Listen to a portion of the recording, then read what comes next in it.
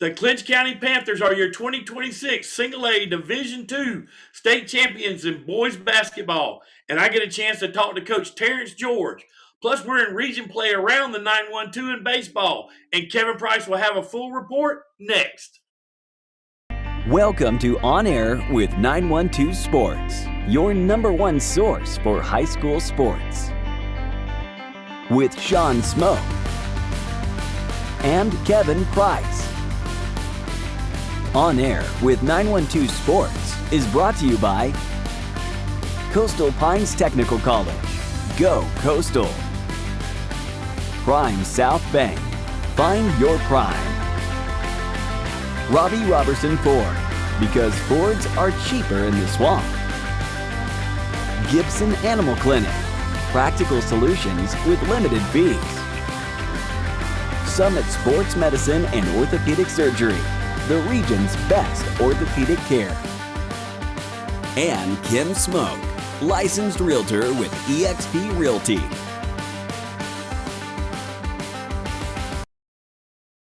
It makes sense Prime South Bank would have a great mobile app.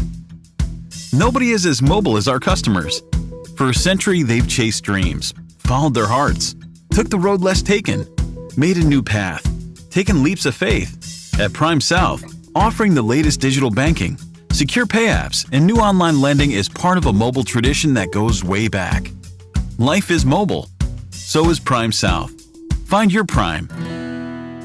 Member FDIC. High schoolers, did you know that you can get a head start on your college career and save money at the same time through dual enrollment at Coastal Pines Technical College? Dual enrollment is open to high school juniors and seniors, tuition free. Talk to your high school counselor or visit coastalpines.edu for more information. Coastal Pines Technical College, an equal opportunity institution. Go Coastal. Play it loud and rev it up. Robbie Robertson's got trucks built for tough. Make your way to Robbie Robertson Ford in Waycross, where the deals are bigger than ever. Looking for a stylish midsize car, a spacious SUV, or a truck that performs at work and play? Robbie Robertson wants your vehicle and is paying top dollar. Now is the time to buy. Fords are cheaper in the swamp. Welcome, sports fans, and thanks for watching On Air with 912 Sports. I'm Shawn Smoak, GM of 912 Sports, and the Clinch County Panthers won the Single A Division II State Basketball Championship for boys this past Thursday, and I got a chance to talk to their head coach. Here's what he had to say. Now let's welcome the head coach of the Single A Division II State Champion in basketball, Coach Terrence George. Coach, how are we doing today, buddy? Hey, man, we're doing good, man. Thank you for having me. Hey, man, congratulations on the big state championship there. You started back at Clinch with the boys team 12 years ago, but you guys get it done here in 2026. Yes, that's correct. 12 years at it now. Yeah. Well, Coach, congratulations. A great year. But let's go back to the beginning of the regular season. You guys are a small single A school. The Clinch County Panthers had a great football team this year, made it deep into the playoffs. I think y'all played into the semifinals. How do you handle that when a lot of your roster is part of the football program? I mean, how do you handle that first part of the season, getting these guys to come to you? Because I know they're later than kids that aren't playing football. Right. Experience throughout these 12 years, we've been dealing with that. And so we do our very best to get them prepared during the summer for what the season's going to look like. And typically after the football season, we give them a few days off, about 3 to 4 days off before we get started with the basketball season. And most of the time we come out, with games on the schedule and having to get started. This past season, gave them 3 days off after the football game. And then that following Monday, we started playing. We played 5 games that first week that we had them back. Yeah. Well, and we know football shape and basketball shape are two different things, right? Right. That's right. But I had me concerned there because we're playing so many games in 1 week. And so by the time we got to the 4th game, we kind of started to slow down a little bit. And that 5th game, we were a little bit sluggish, but we managed to find a way to win in the end. And so just kudos to those guys. Right, right. Well, Coach, let's go back to your region tournament. The Panthers had already lost twice in the regular season to Turner County. You wind up playing those guys in a championship game and come away with a slim 1 point victory, 37-36. Got a two-part question for you here. Was there any doubt going into that championship game for you guys? And then two, was that when your team realized, you know what, we might have something special here to make a run at the state title? So as far as any doubt, we didn't have any doubt. We played them twice during the season. And the first time they kind of handed it to us, but we felt like we didn't play up to our ability. The second time we played them at home, a good contested game, up and down all throughout the game. Felt like we let it slip away in the end. And so we just going into the regional tournament, we'd already talked about it and just felt like if we played our caliber of basketball for one full game, we'll be victorious in the end. And now I can tell you that we did not do that in that championship game, and neither did they. So fortunately for us, we were able to play good enough to come out with a slim 1 point victory. Now, as far as realizing, how far can we go? Obviously, that was a big boost for us. But I really believe that when we played Coffee at home during the regular season and how we played to avenge the loss to Coffee really showed what we were capable of. And so from that point on during the season, it was, hey, kids, if this is what we do night in and night out, we're going to be tough to deal with no matter who steps in front of us. And you guys did go into the tournament as a one seed, and I've been in that gym, Coach, during a playoff atmosphere back when the girls won their state title. How important was it earning that number one seed, and how much did it give your team a boost knowing that you had at least two games if you could win the first one in front of that Panther Nation crowd? That's right. Our home crowd is tremendous for us, and so we try to use that as motivation and set goals to, like, if we can be successful and win the region tournament going at number one, we get to host games here in front of our home crowd with that, the Panther Nation going crazy, and especially the student section just really, a main focal point of that Panther Nation, And so it's just awesome, man, being able to play at home and put other teams up under that type of environment and just to see if they're going to be able to survive it. We do a very good job playing at home, and we've done so for the past, 2 years in this new gym. And so we just try to set goals and just, try to go undefeated at home. And so that's what we've been trying to do throughout the past 2 years. And if you never heard "Roll Red Roll" in that place, you'll know what it means by the end of the night because the crowd gets into that a lot. We'll return right after these messages. Gibson Animal Clinic is ready to help with your animals. From cats to dogs to horses, we treat them all. Call on us for grooming, bathing, boarding, and more serious things like surgery, dentistry, spay, neuter, immunizations, heartworm prevention, flea control, complete lab testing, radiology, preventive health care. Call us at 285-7678. Open Saturdays for your convenience. Gibson Animal Clinic. Practical solutions with reasonable fees. Russell J. Gibson, DVM. Gibson Animal Clinic, 108 Riverside Drive, Waycross. Hablamos español en nuestra clínica. At Summit Sports Medicine and Orthopedic Surgery, you don't have to be an athlete to get the region's best orthopedic care. Our board-certified orthopedic surgeons and physicians treat injuries and conditions that affect just about any joint or bone in your body. Plus, we're backed by the support of Southeast Georgia Health System. From fracture repair to joint replacement, Summit Sports Medicine and Orthopedic Surgery will get you moving again. Call 1-855-ASK-SGHS. That's 1-855-275-7447 or visit sghs.org/summit.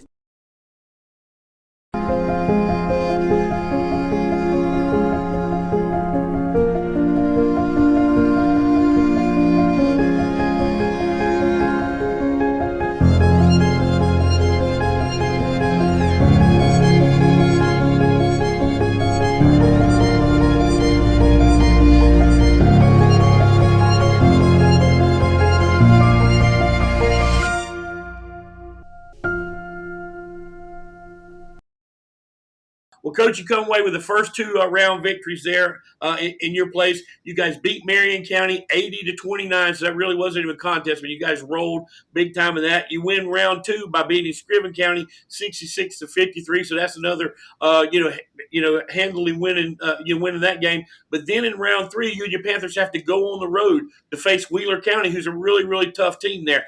How does the mindset of the team change when you guys have to go on the road, and do you guys do anything differently? Or is it just kind of business as usual? We try to keep it business as usual. I think they understand that or they understood that in order to make it to the championship, it didn't matter who we played at that point. We would have to be successful in that. And so we just want to show up, be mindful of the business that's in front of us, and just go out and put a good product on the floor. It was a tough game against Wheeler County. They had some kids that are really good in basketball, but we just found a way to win in the end. Well, like I said, great game there. Coming away winners there. You guys do get the win, 65-59, and then it's on to Fort Valley University to play the semifinals.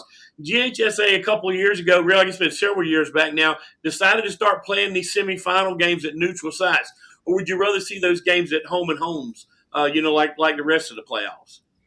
I think it helps to prepare for the atmosphere that you're going to see in Macon.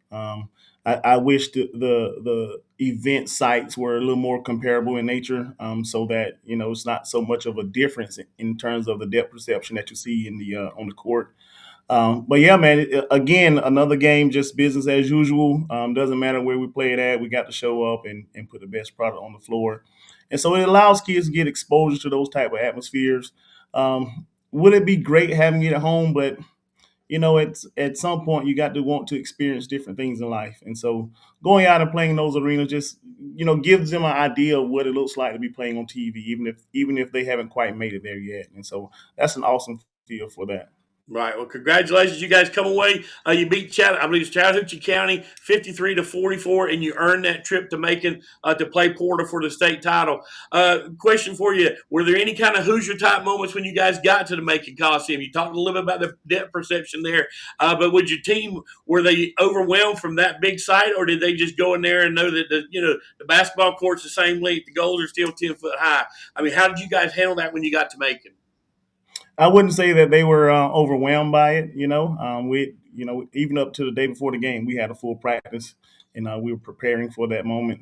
And so in getting there, I told them, I said, when you get on this floor, it's going to look different. It's going to feel different, but it's no different than what we've been playing on all year long. And so even as we were in warm-ups, I called several of my shooters out to a three-point line. I'm like, trying to look at the rim. It looks closer, but it's not. It's the same distance.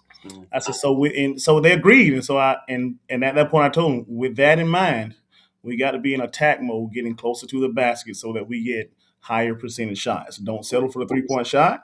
Be in attack mode, try to get to the rim, try to get the free throw line. And so we did that throughout the game, where we were able to get some of their main players in foul trouble. We shot many free throws during the game. And so, we did take a few of those shots, I guess, to just kind of keep them honest. But our game plan was, let's get to the basket and let's make free throws. Right. Well, that was going to be my next question. What was the game plan going in against Portal, and did you stick to that game plan, or did you guys have to kind of shift on the fly once the game started? Part of the game plan also was how we were going to defend them. I knew that they had great shooters. They had a point guard. I guess you would say point guard. He handles the ball most of the time, who's very good at basketball. And he had a nice game. I think he ended up with like 16 points. And so we wanted to defend him as best as we could, keep him out of getting comfortable, I guess you could say, and force those other guys around him to shoot and make some of those shots in a different type of environment.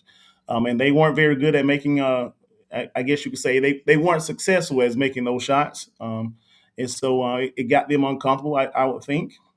Now, the one kid who we were trying to keep at bay, like I said, he had a nice game, but his supporting cast just wasn't able to get a rhythm. And so we got them in foul trouble and then kind of took advantage of the rotations that they had to make. They had to go small several times. And so, I got guards that are, 6 feet tall, so we were able to kind of post them closer to the basket and get things going in that sense. So we did make a few changes throughout the game, but the main thing was to keep them at bay in terms of scoring, because they can score a lot of points, and then be in attack mode.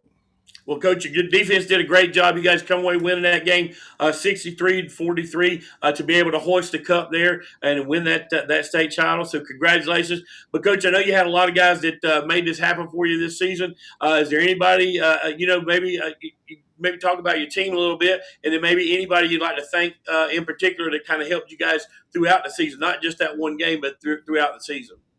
We did have a lot of support this year. The kids, of course, they did a great job throughout the season, through all the many challenges that we faced in terms of having a good, successful season. they stepped up to the plate and were successful in the end. And so you have to tip your hat to them because the kids are the ones who play this game. I tell them all I do is stand on the sideline, come up with some X's and O's, and then I drive the school bus and hope that they execute the game plan. So hats off to the kids for the job that they did. Panther Nation, man, our community, many different ones inside the community supported us, whether they fed the kids or made small donations for feeding the kids in our travels.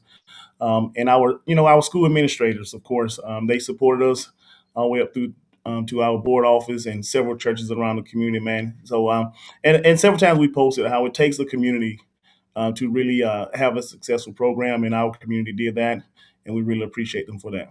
Right. And lastly, I would like to say, my coaching staff, they really assisted me throughout this year to just help make some of the stress that I typically deal with, throughout the course of the season, was able to kind of minimize some of that, and so that was awesome as well. So shout out to my coaching staff.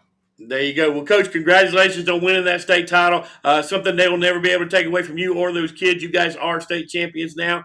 And really, Coach, kind of got a young roster, got some key guys coming back for next year. So who knows, maybe we'll get a chance to talk to you next year about back-to-back. Hey, that would be awesome, man. Looking forward to it. That would be great. Well, Coach, appreciate your time today. You guys enjoy that state title again. It's something that nobody can ever take away from you guys. And hopefully we'll catch up with you down the road. All right. Thank you for having me. Thanks a lot. That's Coach Terrence George, head coach of the Clinch County Panthers, as they win the Single A Division II state championship for boys basketball. Stick around. We got more On Air with 912 Sports coming up right after these messages. High schoolers, did you know that you can get a head start on your college career and save money at the same time through dual enrollment at Coastal Pines Technical College? Dual enrollment is open to high school juniors and seniors, tuition free. Talk to your high school counselor or visit coastalpines.edu for more information. Coastal Pines Technical College, an equal opportunity institution. Go Coastal. It makes sense Prime South Bank would have a great mobile app. Nobody is as mobile as our customers. For a century, they've chased dreams, followed their hearts, took the road less taken, made a new path, taken leaps of faith. At Prime South, offering the latest digital banking, secure pay apps, and new online lending is part of a mobile tradition that goes way back. Life is mobile. So is Prime South. Find your Prime. Member FDIC.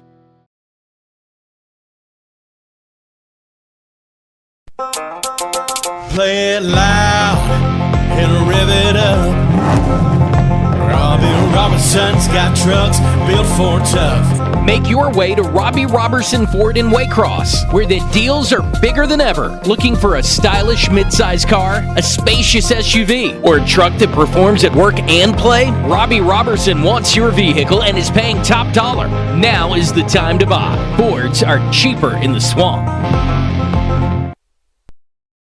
Hello everybody, I'm Kevin Price for On Air with 912 Sports. Today I'm here to give you a rundown on some of the Southeast Georgia high school baseball teams that we cover here in our 912 area code. We'll take a look at the classifications, go from Class 6A all the way down to Single A, and we'll also kind of use the coaches box rankings as a gauge, a parameter of how we're going to talk about some of the best teams out of our area so far this season. We'll start in Class 6A. The two teams that we primarily cover in Georgia's largest classification are Camden County and Richmond Hill. Those two teams compete in Region 1. Camden County struggling at the moment right now with an overall record of 5-13. The Wildcats also just 1-5 in region play after their first two series. Those were against Valdosta and Colquitt County. And then, of course, this week they are taking on Lowndes, which is really good as well. And then now looking at the other team, Richmond Hill, a little better overall record. They're 8-9 overall, 3-3 in Region 1 after their first two series. They lost all three games to Lowndes 2 weeks ago, and last week came back and won all three games against Tift County to even their record at 500, again, 3-3.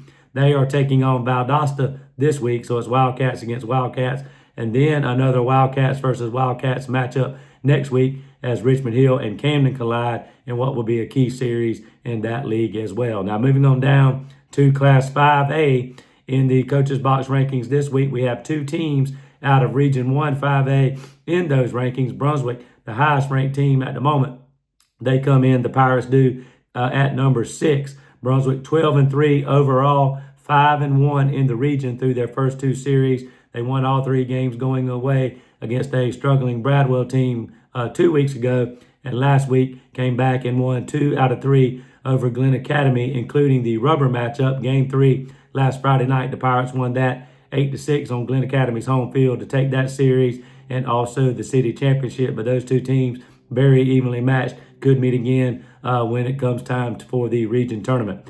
But also the other team out of this league that checks in those Coaches Box rankings is Effingham. The Rebels are number 10 this week. They are 10-6 overall, but they did lose all 3 games last week to a good Greenbrier team in the north side of the region. Effingham plays in the north side of the region along with the Augusta schools.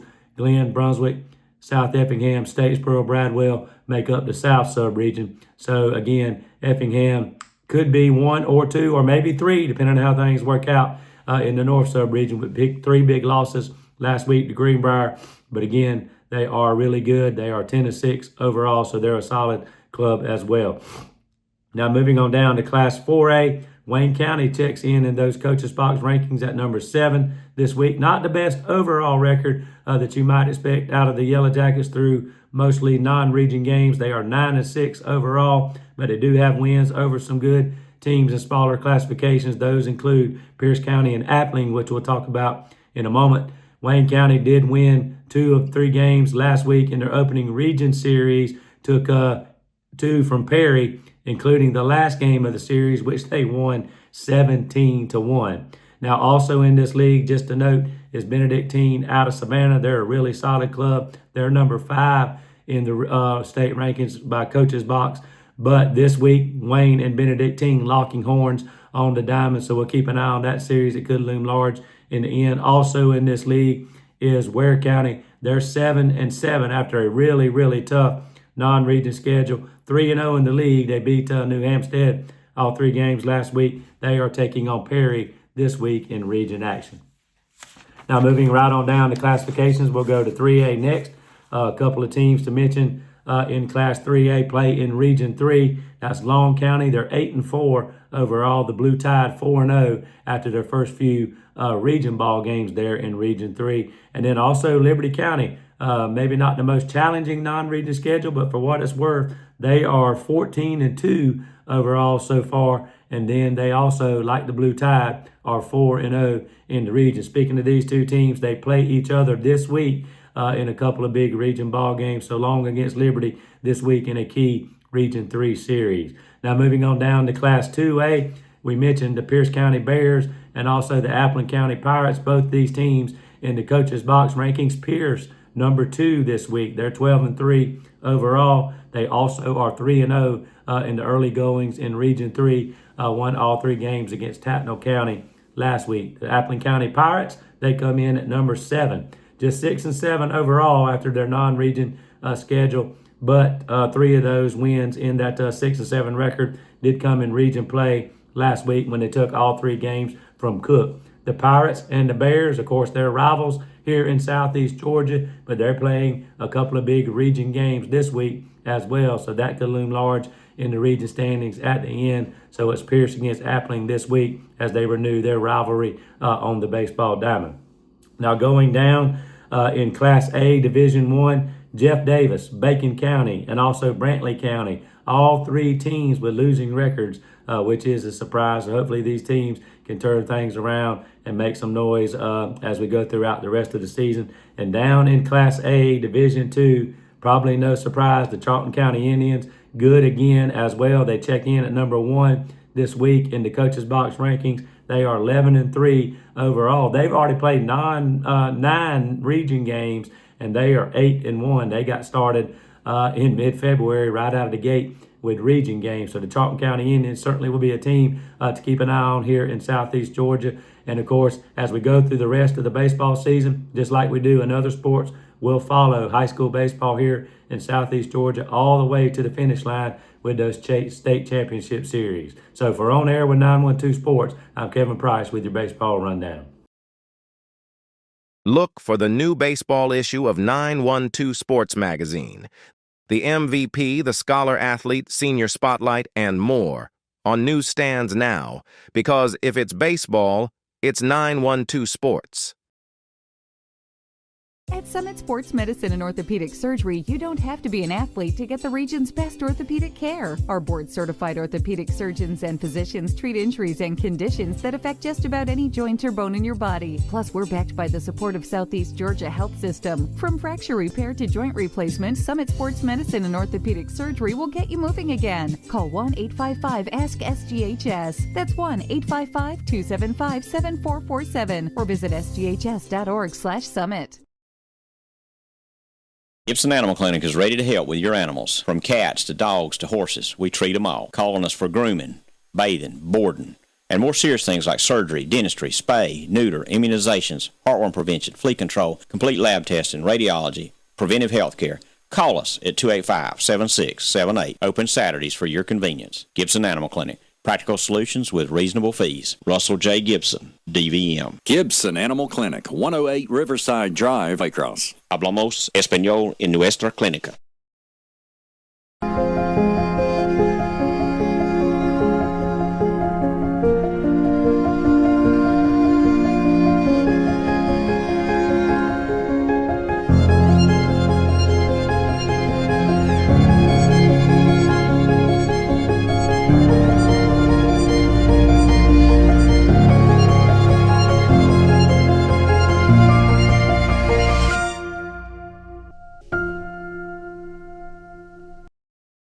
This has been a presentation of 912 Sports.